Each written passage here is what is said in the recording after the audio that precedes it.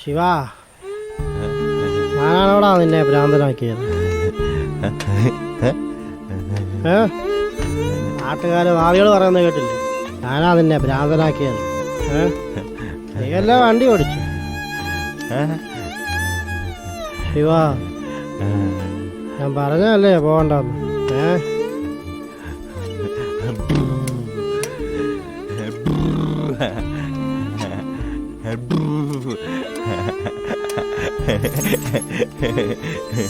ശിവ, ഒന്ന് മിണ്ടടാ, എന്നെ ഒന്ന് നോക്ക് ശിവ, എന്തെങ്കിലും ഒന്ന് പറയടാ ശിവ. ചേച്ചി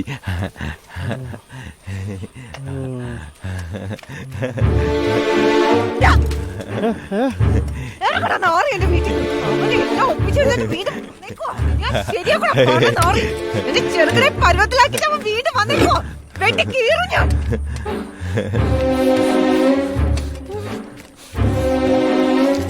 ചേച്ചി